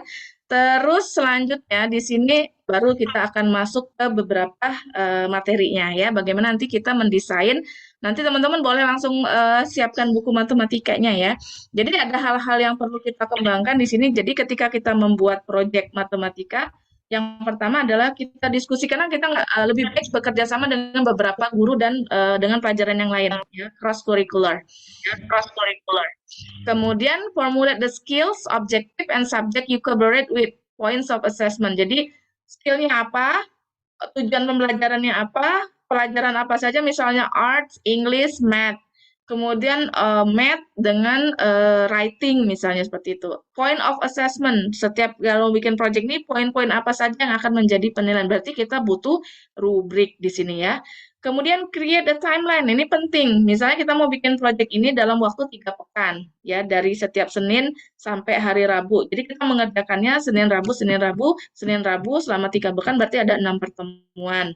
Nanti di hari akhirnya itu bentuknya seperti apa? Apakah nanti akan menjadi sebuah exhibition day, jadi untuk tampilan karya proyek anak-anaknya, atau mau di akhir bulan itu nanti ada festival matematika, math festival, atau math day, atau math fiesta, itu pernah juga ya. Jadi seluruh untuk supaya anak-anak lebih menyukai matematika, jadi departemen matematikanya membuat pameran atau bikin math day. Jadi nanti di situ ada games-games, ada lomba-lomba, sebenarnya untuk mereview pelajaran-pelajaran yang sudah dipelajari. Jadi misalnya untuk kelas 1 nih, Math Day-nya di bulan Februari. Jadi nanti kita lomba-lomba matematika lah gitu ya, bisa seperti itu. Itu ya. Yuk kita sekarang masuk ke bagiannya. Jadi kita teman-teman untuk yang kelas lower level ini, baik yang preschool maupun yang kelas 1, 2, 3, kita formulasikan contoh-contohnya seperti ini. Teman-teman boleh dicatat dulu ya bagian yang pertama ya di kertasnya. Kita akan membuat proyeknya di sini ice cream project, ice cream store. Jadi temanya adalah kita skillnya ada lagi ya, 9 levels critical thinking, designing, building, business planning, calculation, and more. Nah, ini dibuat skillnya apa. Kemudian nanti ini kaitannya dengan pelajaran apa, selain saya akan mengkolaborasikan ice cream store ini dengan pelajaran art dan English. Ada juga writing ya, kalau misal pelajaran bahasa Indonesia berarti untuk menulis angka. Nah, saya buat yang pertama kali ya, sorry. Jadi ini kita perencanaan dulu, planning. Yang pertama, teman-teman tulis planning ya. Your family, ini ada deskripsinya. Your family is buying an ice cream store and you get to help run it. Let's think of a name for a bukan candy store ya. A ice cream store and design a poster to advertise it. Jadi hal yang pertama adalah planning. Isinya adalah tugasnya project kita yang pertama adalah mendesain poster. Posternya boleh menggambar, boleh juga dengan komputer kalau anak-anak sudah bisa ICT, atau mau bikin 3D poster, membangun digunting-gunting nanti ini dibikin contohnya ini ya, untuk anak TK menghubungkan kayak puzzle gitu, kemudian jadi 3D build ya. Jadi puzzle 3D, jadi ada ininya, ada ruang-ruangannya seperti itu. Nah, seperti ini bisa gitu ya. Atau yang kedua di sini, yang ini dulu ya. Jadi nanti tugasnya adalah membuat poster ya. Sampai di sini yang harus dilakukan adalah boleh bebas posternya. Nah, tapi lebih baik kalau anak-anak kelas 1, kelas 2, kelas 3 itu menggunakan paper, pencil, crayon, gunting ya, karena untuk melatih motorik halusnya. Atau kalau teman-teman berkolaborasi dengan pelajaran ICT-nya, itu boleh pakai Canva kalau di kelasnya udah mandiri. Kita bisa menggunakan PowerPoint, pakai PowerPoint. Misalnya di kelas 3, anak-anak kelas 2 bisa bikin poster pakai art paper, itu juga is okay ya. Jadi yang pertama ini. Nah, ini penting kenapa? Di sinilah kita anak-anak harus menunjuk nama toko es krimnya apa. Ya, lanjut yang kedua, design your ice cream. Nah, di sini ada beberapa worksheet, ada menulis, latihan menulis, di sini writing ya, kemudian coloring, di sini artnya ada coloring, kemudian anak-anak belajar bahasa Inggrisnya adalah nama-nama buah, fruit, kemudian nama-nama bagian es krimnya apa saja gitu ya. Nanti dari sini kemudian anak-anak, ini contohnya yang pakai corn misalnya. Atau kalau misalnya teman-teman mau yang pakai bowl atau paper cup, nanti ada contoh-contohnya ya. Atau kalau misalnya mereka diberikan tugas untuk survei keluar, bawa poster es krim yang di McD itu yang sekarang ini lagi hits ya, ada es krim yang Oreo atau segala macam. Nah itu teman-teman bawa kasih contohnya itu realnya. Berarti nanti di situ ada bahasa Inggrisnya, ada dark chocolate, apalagi tuh kemarin ada KitKat gitu ya, ada Oreo. Nah, itu kan biskuit itu kan kosakata-kosakata. Kalau berkaitan dengan bahasa Indonesia berarti anak-anak nanti mulai belajar nama-nama makanan tadi ya, nama-namanya. Jadi boleh dikolaborasikan seperti itu. Jadi bagian yang kedua, design your ice cream ya. Dan ini bebas ya, mau bentuknya seperti apa nanti, worksheet-nya seperti apa, apakah untuk menulis, kita belum masuk ke matematika dulu nih, kita baru masuk ke vocabulary-nya dulu. Nah, lanjut kalau teman-teman sudah masuk ke bagian matematikanya, kita mulai mengenalkan angka. Misal untuk anak preschool atau anak kelas 1 yang belum bisa menulis atau menghafal angka-angka, biasanya sudah bisa ya murid-murid kita, counting numbers on a number line. Nah, tapi yang bisa teman-teman masukkan di posternya tadi ada nomor telepon. Nah, supaya bisa menuliskan nomor telepon berarti mereka harus sudah bisa angka 0 sampai 9. Kemudian mereka bisa menghafal nomor telepon orang tuanya, baik menggunakan bahasa Indonesia maupun bahasa Inggris. Kemudian bisa menuliskan angka-angka itu, melengkapinya dalam bentuk line ya. Ini kuisnya, masuk ke kuis matematika yang pertama.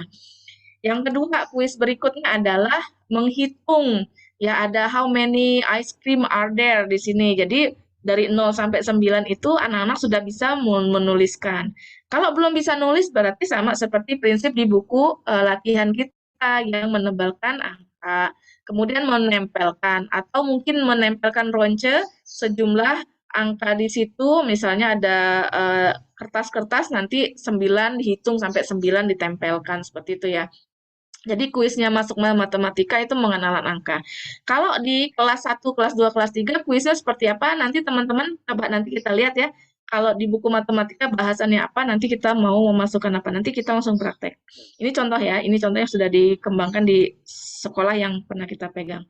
Nah, yang ketiga adalah stocking the shelves. Nah, di sini kita mulai mengajarkan anak-anak untuk menghitung. Contohnya, story berikutnya adalah your first shipment has come in and it's your job to stock the shelf with ice cream. Jadi tadi kita sudah mulai menginventaris. Nah, kalau anak-anak preschool hanya menghitung ada jumlah es krimnya berapa. Contohnya yang kedua ini ya, worksheet-nya.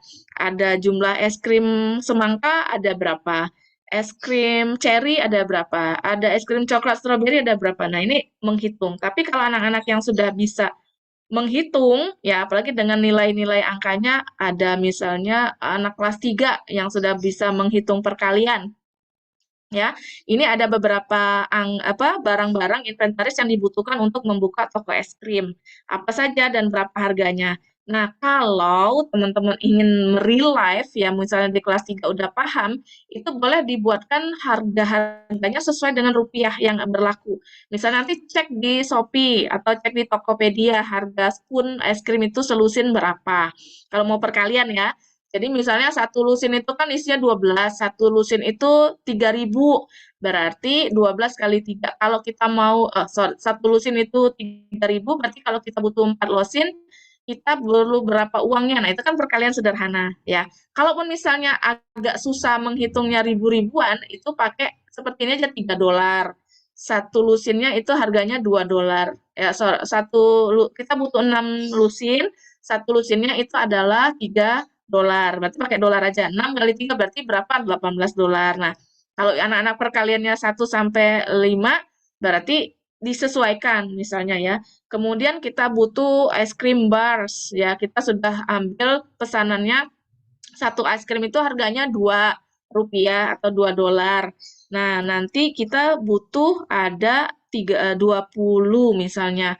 20 es krim yang semangka. Nah, berarti 20 kali 3 misalnya seperti itu ya, teman-teman. Nah, ini nanti teman-teman yang paling tahu. Tapi ini contohnya untuk kelas yang rendah itu cukup memberikan tambah-tambahan seperti ini dengan gambar ya. Jadi menghitung berapa kali berapa kali berapa. Penambahan dulu ya, menghitung. Jadi kalau ini sudah masuk ke perkalian ya. Kemudian langkah yang keempat adalah survei the customer. Nah, ini merupakan untuk hitung-hitungan juga. Misalnya ada yang es krim strawberry, ada yang sukanya banana atau orange ya, banana. Ada yang mint, ada yang coklat. Nah, nanti tanya ke teman-temannya, misalnya teman-teman si kelas. Misalnya, Miss Saras, gitu kan, can I ask you questions? Kalau kita gabungkan dengan pelajaran bahasa Inggris. Kalau bahasa Indonesia berarti kita ajarkan mengucapkan meminta pertanyaan atau meminta izin ya. Permisi Ibu, saya sedang membuat survei. Apakah es krim yang paling Ibu sukai apa? Misalnya Bu Wilda sukanya coklat, mint atau vanilla atau strawberry atau banana. Nanti pilih salah satu. Jadi ajak teman-temannya. Terima kasih atas jawabannya. Nanti keliling latihan di sana. Mereka menambahkannya untuk kelas bawah ya. Jadi hanya mewarnai. Kalau anak kelas tinggi, surveinya beda lagi nih. Berarti dia bisa menulis ya, pakai tally mark ya. Coklat misalnya ada guru saya tadi, ada teman saya, ada Vita senangnya coklat. Kalau jadi tulis angka 1 di situ, nanti di akhir mereka menghitung totalnya seperti nah, nanti diceritakan mana yang paling banyak disukai, the most favorite ice cream. Nah, ini nanti ini yang keempat ya, survei the customer, boleh dengan review seperti ini, boleh dengan mewarnai seperti ini untuk kelas-kelas bawah, atau langsung saja mereka menggunakan gambar dibagikan teman-temannya. Mana yang the most. Nanti ini teman-teman pasti tahu membuat grafiknya ya. Lanjut kita ke bagian kelimanya, grand opening. Nah, jadi di sini ada presentation. Jadi hasil dari surveinya, dia menceritakan es krim yang paling banyak disukai ya. Terutama kalau misalnya si anak kita itu sudah mendesain jenis-jenis es krim yang dijual di tokonya seperti itu. Nah, jadi nanti dibuat dalam bentuk mewarnai pakai krayon atau boleh juga ditulis. Nah, nanti mereka menceritakan di kelompoknya masing-masing ya, nanti saling bercerita seperti ini language skill ya, teman-teman. Terus kelima ya, grand opening. Keenam, the first big order. Kita buat seperti ini. Nah, untuk the first big order ini soal cerita.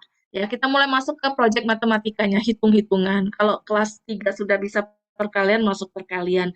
Pengurangan lah ada di sini. Kalau sudah bisa belajar misalnya pembagian, berarti nanti masuk ke angka-angka pembagian gitu ya. Nah, contohnya seperti ini. Sophie order some ice cream for her party. She represents her order with 3 different picture graph. Contohnya pakai graph ya, tapi grafik. Tapi ini nggak apa-apa, ini salah satu contoh aja. Nah, kita pakai ada menunya tadi kan, dia pilih yang mana, nanti teman-teman bikin worksheet-nya bagaimana anak-anak membuat hitungan-hitungan jumlah. Ya, contohnya seperti ini, misalnya ordernya yang masuk itu adalah gambar es krim yang strawberry, kemudian masuk ke yang lemon, sama toppingnya itu coklat sprinkle. Nah, nanti bisa membuat tambah-tambahan. Ini buat kelas 3 kayaknya sudah bisa ya, menuliskan simbol-simbol. Tapi kalau untuk kelas bawah, misalnya kelas bawah itu hanya dengan menambah-nambahkan tadi ya. Contohnya, mana tadi? Kita masukin angkanya saja atau mereka mewarnai saja. Kalau sudah bisa menghitung 2 tambah 7, berarti ada 9 es krim pilihannya seperti itu ya. Ini masuknya mulai ke tingkat berpikirnya lebih tinggi lagi di sini ya. Nah, termasuk coba teman-teman lihat di question number 5. If you had $5, what ice cream sundae would you order? Nah, ini kan personalized ya. Jadi ketika kembali ke dirinya, kira-kira kamu kalau punya uang $5, kamu mau pesen yang mana aja. Nah, nanti anak-anak tuh nulis atau menggambarkan, saya mau yang strawberry itu kan satu scoopnya $1. Nah, itu akhirnya anak-anak bisa menghitung dari 5 itu terdiri dari 1 tambah berapa. Misalnya ada 3 scoop itu $3, Kemudian kalau pakai topping coklatnya harganya tambah lagi sekian. Nah, misalnya itu kan anak-anak bisa belajar penambahan ya dengan uang yang real. Terus nomor 7 kan sudah nih anak-anak sudah teman-teman yang bikin orderan ya. Jadi misal berkelompok mereka nanti saling bertukar worksheet-nya. Kamu mau pesen yang mana dari toko es krim kita? Ya, nanti ditulis di situ nanti mereka menghitung. Nah, nanti kalau di kelas tinggi ini sudah bisa nih kan tadi sudah ada inventaris ya. Ada berapa yang di tokonya tersedia apa saja. Nah, nanti setelah dipesan oleh temannya ini kira-kira ada yang berkurang nggak? Nah, berarti nanti dihitung lagi kira-kira apa sih yang tersisa. Nah, ini kan ada pengurangan ya. Kemudian nanti dihitung totalnya jumlahnya berapa. Jadi anak-anak tuh bisa belajar menghitung apa lebih meaningful, tidak hanya menghitung 9 tambah 7, tapi kan berkurang pengurangan. Tadi sudah ada 16 dikurang 2 berarti sisa 14 stok es krim yang stroberi. Tadi es krim stroberi ada 20 semangka ada 20 tapi yang order 9, 20 kurang 9 berarti kita masih punya 11. Nah, nanti untuk yang kelas yang sudah bisa menghitung perkalian itu asetnya ada berapa? Misalnya harganya $3, ada 3 berarti sisanya berapa nih? Misalnya tadi sisa 11 kali 3 berarti $33 misalnya kalau kita pakai dolar. Contohnya ya teman-teman. Nah, ini nanti kita akan praktekkan langsung seperti apa di bukunya. Terus setelah import inventory day yang kedua, ini untuk kan yang kelas tinggi. Ya, tadi kan kalau kelas itu hanya menghitung ada berapa es krim yang terjual. Nah, bisa juga teman-teman bikin soal cerita seperti ini. Misalnya ada worksheet-nya, ya, ada laporan penjualan untuk kelas tinggi. Misalnya kelas 3 kan sudah bisa menggunakan soal cerita ya, teman-teman. Nah, jadi bisa membandingkan di sini ada comparing. Itu juga kan higher order thinking skill antara Monday, Tuesday, sama Wednesday. Untuk yang Sunday ice creamnya, Sunday corn-nya itu terjual di September di hari Selasa tuh berapa? Misalnya 42. Nah, ini kan membaca tabel juga ya. Ini juga bisa menjadi salah satu alternatif teman-teman mendesain worksheet. Next ya, untuk kelas rendah, nah ini karena pengurangan-pengurangan bisa menggunakan gambar-gambar seperti ini. Teman-teman bisa kembangkan kalau angkanya, berarti kan ini yang laku 1 berarti diwarnai, berarti kan ini juga pengurangan. Inventory is important when you own a business. This means that we count all the ice cream to see what we have available. Berarti es krim ini sisa 2, kalau yang es krim ini sisa 6. Jadi kita kasih nama-namanya. Better anak-anak supaya bisa menghafalkan juga kosakata baru. Nah, selanjutnya step yang ke-8 ini adalah pengulangan lagi tadi ya, setelah anak-anak latihan, kemudian teman-teman kasih kuisnya menggunakan worksheet yang tadi, nomor 8 kita tambahkan lagi ya. Nah, biasa lebih detail lagi atau mungkin angka-angkanya lebih besar lagi karena anak-anak sudah bisa nih pengurangan sampai 5. Nah, sekarang kita tambahkan lagi pengurangan dari 6 sampai ke 9 ya. Jadi nanti mereka akan lebih mudah memahami, masuk ke long term memory, informasi tentang tambahan, kurang, bagi, dan perkalian tadi, contohnya seperti itu. Ya. Selanjutnya teman-teman boleh juga untuk kelas tinggi ya yang sudah bisa membaca dengan gambar, terutama anak yang visual. Nah, ini teman-teman contohkan ini ada beberapa order. Nah, hitung berapa yang harus dibayar oleh customer. Misalnya nomor 1 itu $2 ditambahkan dengan minuman 2,75 berarti totalnya berapa. Nah, jadi bisa juga langsung menggunakan harga atau teman-teman mau lebih kreatif lagi nih pakai seperti ini matching game untuk yang lower level ya untuk anak-anak kelas 1-nya yang sudah bisa. Jadi hitung tuh 10 tambah 20 itu 30. Nah, nanti ada berapa ininya. Kalau di dalam uang pecahan Inggris kan ada sen-sennya ya, misalnya berapa sen atau berapa dolar. Nah, kalau di bahasa Indonesia mungkin teman-teman pakai angka Indonesia gambar uang Indonesia ada yang 10.000, ada yang 5.000, kemudian nanti ada ribu-ribuan, nanti harga es krim mana yang dia bisa beli seperti itu. Nah, ini boleh teman-teman cari gambarnya, nanti kita contohkan sebenarnya. Jadi ini bagian dari yang pelajaran intinya ya, jadi memang lebih banyak kegiatan-kegiatan math-nya di sini ya. Nah, contohnya tadi ya, nah sekarang kelas 9 kelas 3 kembaliannya berapa? Berarti ini pengurangan ya.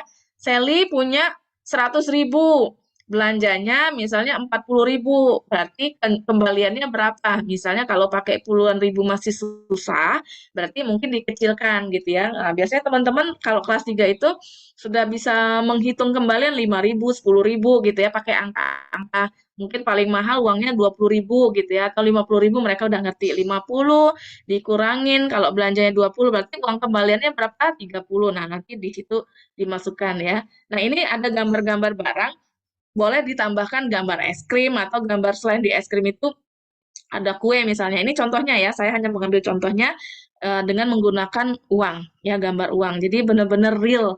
Anak-anak tuh udah bisa menghitung pecahan, menghitung pengurangan, tapi dengan real yaitu menggunakan uang, ya.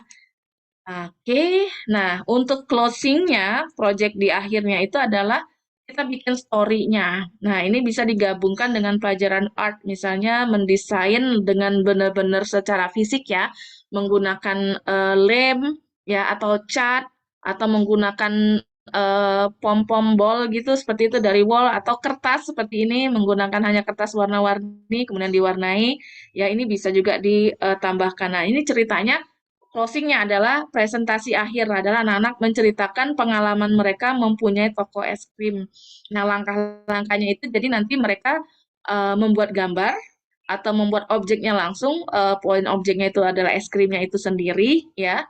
Nah, atau dia kalau di kelas 3 kerjasama kolaborasinya dengan pelajaran bahasa Indonesia, misalnya masukkan nanti pelajaran bahasa Indonesia-nya itu adalah teks tentang sejarah es krim atau sejarah tentang apalah pokoknya berkaitan dengan teman-teman di situ ya, misalnya tentang makanan bergizi atau tentang makanan-makanan baik atau pengolahan-pengolahan susu kan ada di pelajaran sainsnya. Nah, ini soal ceritanya di situ ada tentang sejarah es krim. Jadi anak-anak nggak cuma menghitung, tapi mereka juga bisa menceritakan pertama kali es krim dibuat. Teman-teman ada yang pernah dengar cerita es krim pertama kali? Pertama kali yang bikin es krim itu siapa? Pernah dengar ceritanya orang yang pertama kali membuat es krim? Ya, jadi saya pernah baca literatur. Jadi dulu katanya ada astronot ya, bukan yang bekerja di pesawat. Nah, mereka tuh pengen tetap punya apa? Punya ini salah satu cerita ya. Tetap punya dessert ketika mereka keluar angkasa. Jadi salah satunya mereka membuat es krim yang diawetkan. Ada yang seperti itu. Ada lagi ada katanya orang Chinese yang pertama kali membuat es krim, yaitu supaya susu yang diperah yang diperah susu segar yang diperah itu supaya lebih awet. Nah, gimana caranya supaya lebih awet? Mereka bekukan. Nah, ketika dimakan ini dingin, kemudian ditambahkan berbagai macam buah-buahan supaya lebih segar sebagai dessert. Oh, ternyata enak juga ya susu yang dibekukan. Ada lagi cerita yang lain, katanya pada waktu itu musim salju, ya, sangat dingin sekali. Jadi walau-walam ini benar atau enggak, tapi saya membaca banyak contoh-contohnya. Nah, ini ada beberapa materi tentang sejarah es krim nih pertama kali dibuat. Jadi akhirnya dibuatlah es krim itu, kemudian dari salju yang dikasih berbagai macam sirup dan rasa, karena pada waktu itu rakyatnya itu sedang susah sekali, nggak punya makanan, nggak punya dessert apapun, akhirnya dimakan lah. Tapi nggak tahu ya apakah benar ceritanya. Tapi yang pasti dalam cerita tentang Sunday ice cream ini, dulu di negara Inggris kalau nggak salah ya, ada larangan untuk memakan es krim di hari Sabtu, di hari Minggu. Nah, toko yang menjual es krim di hari Minggu itu akan dikenakan denda atau mungkin bisa ditangkap inilah ya aparatnya. Kemudian mereka akhirnya membuat sesuatu supaya tidak kelihatan seperti es krim. Ya, karena kan es krim itu identik dengan corn, kemudian ada es krimnya. Akhirnya dibikinlah sundae ice cream tadi, yaitu susu yang dibekukan nanti ditaburin sama coklat, ditaburi dengan brownies ya, biskuit segala macam, ada apa biskuit-biskuit coklat. Nah, akhirnya disebutnya dengan sundae ice cream. Jadi nggak pure es krim, tapi di dalamnya itu ada campuran buah, campuran susu, nggak ada biskuit. Nah, ya, jadi kalau teman-teman sekarang lihat sundae ice cream yang dijual di McD itu ceritanya adalah sundae ice cream awalnya dan tulisannya kan Sundae gitu ya, sundae. Jadi untuk menghindari supaya tidak ditangkap karena ada larangan tadi menjual es krim di hari Minggu. Nah, akhirnya dibuatlah sundae ice cream. Jadi es krimnya itu berupa campuran dengan kue, dengan buah. Jadi nggak kelihatan seperti benar-benar ice cream. Nah, itu salah satu contohnya ya, yang bisa kita kembangkan ke anak-anak. Nah, teman-teman, sampai ke 9 steps ini, nanti teman-teman bagi, ya silakan boleh mencoba. Nah, nanti saya mau kasih challenge, saya kasih waktu sekitar 10 menit, boleh dicoret-coret maksimal ya. Nanti teman-teman boleh presentasi atau boleh cerita sedikit ya, karena kita nggak banyak hari ini, tapi gimana membuatnya sesuai dengan apa yang teman-teman harapkan dengan menggunakan bukunya ya. Boleh pilih salah satu di sini menggunakan cupcake ya atau candy store. Proyeknya seperti itu. Tadi langkah-langkahnya sudah diingat-ingat ya. Langkah yang pertama apa, langkah yang kedua apa, sampai nanti kira-kira mencakup unit berapa saja ya. Silakan boleh open mic teman-teman kalau masih ada yang ingin ditanyakan. Kita langsung ke praktek soalnya hari ini ya. Mungkin sekitar sampai sekarang 2:47, kira-kira jam 3 sudah cukup dicoret-coret gitu ya. Kira-kira mau worksheet-nya seperti apa. Silakan saya kembalikan ke Miss Ana.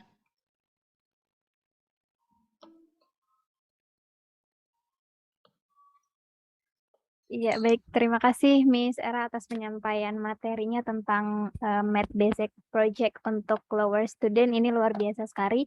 Barangkali teman-teman teacher semuanya ada yang ingin menyampaikan pertanyaan atau mau discuss lebih lanjut dengan Miss Era, boleh disampaikan?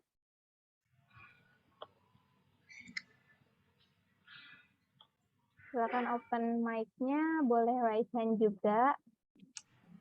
Dan tidak lupa menyebutkan nama sebelum menyampaikan pertanyaannya. Silakan teman-teman.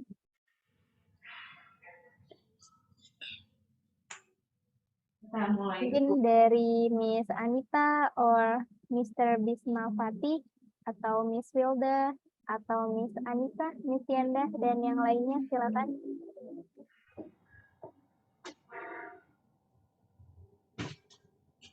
Menyampaikan kesimpulannya ya, Miss.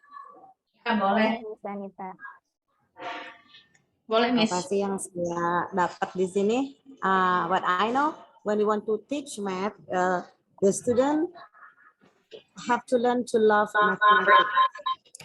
Not to learn about mathematics, but love mathematics. And then apa ya, kita ajak anak-anak untuk lebih fun dalam belajar matematik gitu ya, Miss ya. Dengan project-project yang ada mungkin activity, colorful, yang membuat mereka lebih nggak melulu menulis menghitung gitu. Ya. Thank you so much. Ya, teman-teman sekarang kita mau desain projectnya ya. Silakan menggunakan bukunya. Jadi nanti biar ada sesi kita saling sharing rencana project yang akan dibuat tuh seperti apa. Ya gitu Miss Anita. Miss Anita pakai buku apa Miss sekolahnya?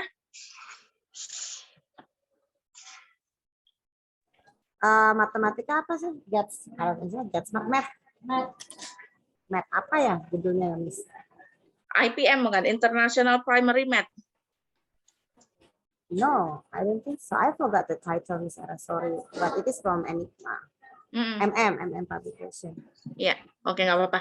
Nah, silakan teman-teman kita mau desain ya. Tadi menggunakan cupcake store ya, atau pilih temanya cupcake atau candy store tadi ya. Ya. Kita mau sharing dulu. Mungkin saya kasih waktu 10 menit teman-teman buat mencoret-coret kira-kira contohnya yang akan dibuat proyeknya. Ya, apakah menggunakan tema tadi cupcake atau menggunakan candy. Kemudian bahasannya unit berapa yang akan teman-teman buat proyeknya. Dengan pelajaran apa teman-teman nanti mau berkolaborasi. Misalnya dihubungkan dengan matematika dengan art, matematika dengan English, atau matematika dengan bahasa Indonesia, atau matematika dengan tematik kalau masih yang K13 ya. Ya, silakan teman-teman. 10 menit cukup ya. 10 menit ya. Miss Ira, do you have any question? Silakan Miss Ira. Yeah, honestly, one, I don't teach math, I teach English. Second, our school does not use the same book like you use as reference. So is it okay if I just stay here to watch? It's no problem. But if you want to collaborate to create your own project with your book, that's okay, ma'am. I will try. Yes, okay. Ya, tadi Thank udah you. ada ini ya stepsnya ya, Miss Ira, you already Ya, notes I follow. Saya ikutin dari Yes. awal. Thank you. That's okay, no problem Interesting. now. Using your Okay. own book, Miss. Oke, silakan. Ya, 10 minutes. Oke, 10 minutes ya, Miss Ana. Kita boleh sambil diputarkan lagu yang menyenangkan dan menarik, biar teman-teman bisa semakin semangat. Teman-teman mau buka Google, mau buka worksheet atau segala macam boleh ya, silakan. Mau pakai PowerPoint, mau tulis-tulis juga di kertas boleh ya. Oke, Miss Ana 10 minutes ya. Oke, berarti selesainya sampai jam 3.00 ya, Miss ya? Ya, oke. Oke. Miss sambil play music deh biar lebih asik. Exactly, ya, silakan.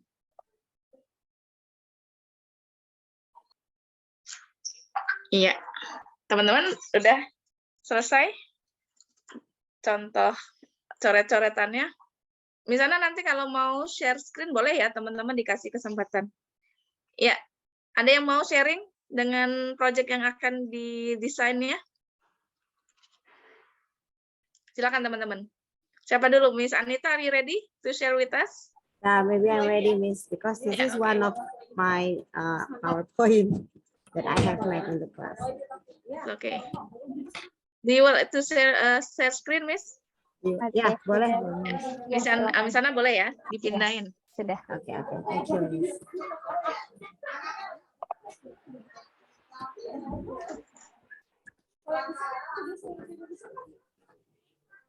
Okay, Miss Era, can you see my share screen now? Yeah. Okay, this is, we are talking about geometry here. And then in this chapter, we are learning about types of angles and clockwise and anti-clockwise. So usually in the class, I teach my student using, projector. And then I ask them to choose what kind of angles is it, and then they start to do like this. Sorry, this is right angle. Yeah. Okay, obtuse angle. So when I ask them to make a partner, so the students will stand in front of the class, and one of the students said angle, acute angle. So yeah, the other student will do like this. Using the hands. Yeah, they do it by hands. And then, so this is my next project. So they can find angles in daily life like this. Okay. They just know about what is it? This is only the introduction, Miss Era. Yeah, it's okay. Okay. And the next is about types of lines, parallel, perpendicular, and intersection lines. And then the next project, I will ask them to go in front of the class to draw lines using marker. So they will draw the lines. I will make paper, and they have to choose which one of paper. If they open parallel lines, so they have to make parallel lines. They have to choose it. That's all, Miss Era. Thank you very much. Okay, thank you so much, Miss Geometry. Ya, jadi ini the introduction part. For the next, maybe tinggal nanti didesain kan what project you are going to make ya. Misalnya kaitannya dengan angles, dengan lines ya.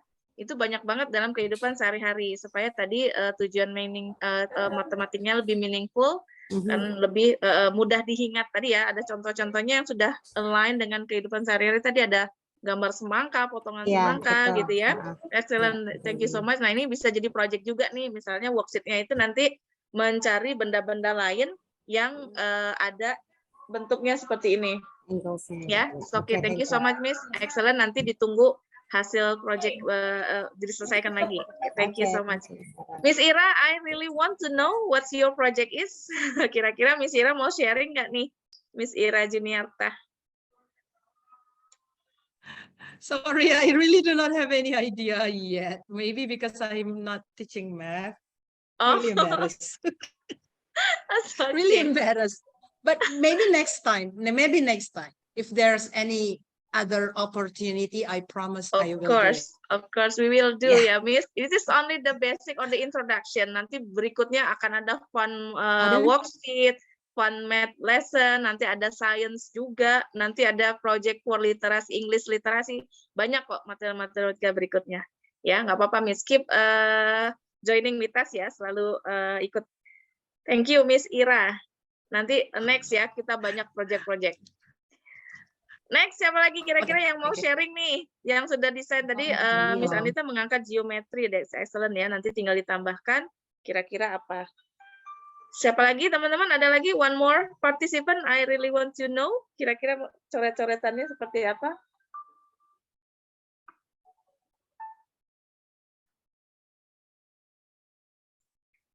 Ada lagi? Mr. Bisma Fati Albani, mau sedikit sharing kira-kira planningnya untuk mendesain proyek matematikanya dengan kolaborasi dengan pelajaran apa?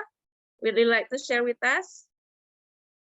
Miss Wilda, Miss Annie Al-Azkar. Sorry Miss, saya belum selesai. It's okay, no problem. Only share kira-kira garis besar aja, Mister, nggak apa-apa. Punya planning apa nih kira-kira? Ada insight apa nih? Misalkan mau dibuat, nggak apa-apa, it's okay. Nggak harus langsung 100%, tapi sharing aja bisa tahu Mr. Bisma Fati ini nanti memberikan inspirasi ke teman-teman kita yang lain. Ya, ya, oke. Are you ready to share with us? Sedikit aja ya, Miss. Iya, oke, no Ini problem. baru pikiran ini sih. Ya. Jadi kan sebelumnya saya ini ngajar tuh di pesantren yang di basic in bahasa Arab. Oke. Nah, saya agak barusan kepikiran kan kalau tadi Miss matematik with English. Yes. I will try mathematics with Arabic. Wow, excellent. Yes. Excellent. Maybe sometime. Inshallah. Yes. Insyaallah ya. Boleh. And so many things you can develop with Arabic ya, karena math dengan Arabic kan very close ya, karena banyak istilah-istilah dalam matematika itu ya from Arabic. Nah, nanti you can introduce to your student ya, misalnya kayak pengenalan menggunakan, mungkin kalau di dalam bahasa Inggris we have determiner ya, ada mungkin nanti kaitannya dengan gender ya, ada bahasa Inggris kan ada masdar kalau nggak salah ya, laki-laki, perempuan gitu ya. Nah, itu juga memudahkan anak-anak kalau konteks in math misalnya tentang school ya, atau mungkin Mister level apa pelajarannya? SMP, SMA? SMP. SMP. Mungkin nanti kaitannya tema matematika yang saat ini sedang dipegang apa kira-kira, Mister? Apa? Perpangkatan sih. Perpangkatan. Kalau kaitannya nanti dengan kaitan-kaitan misalkan hubungannya dengan persentase atau apa ya, misalnya bilangan-bilangan itu nanti bisa dibikin project misalnya trip ya, misalnya ke Arab atau trip to by trip misalnya, itu kan nanti ada menghitung kecepatan, menghitung jarak ya, menghitung volume, nah itu bisa dikembangkan dan itu lebih meaningful. Misalnya kenapa ukuran bangunan tertentu misalnya, itu informasi-informasi very nice ya. Thank you so much Mr. Bisma Fati Albani ya for your idea. Excellent math and Arabic. Oke, teman-teman, the last anyone would like to share? Miss Annie, kayaknya Miss Annie, you are ready to sharing with us. No, I don't have any idea yet. Thank you. Oke.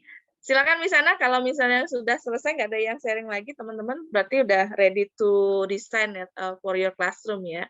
Silakan. Oke, baik. Teman-teman semuanya, nggak terasa nih kita sudah mencapai sudah akhir dari sesi training kita pada siang hari ini.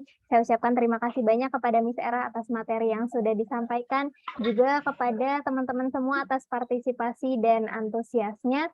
Insya Allah nanti di minggu-minggu selanjutnya kita akan ada training dengan tema yang berbeda. Jadi kalau misal teman-teman mau tetap update informasi trainingnya, bisa tetap stay di grup peserta teacher training tersebut, atau boleh juga ini follow atau subscribe sosial medianya Penta. Oke, akhir kata teman-teman, saya Ana dari Pentabox. Mohon izin pamit undur diri. Mohon maaf apabila ada kesalahan. Assalamualaikum warahmatullahi wabarakatuh. Waalaikumsalam warahmatullahi wabarakatuh. Thank you Miss Era, thank you Miss Ana. Bye. Assalamualaikum. Bye. Waalaikumsalam.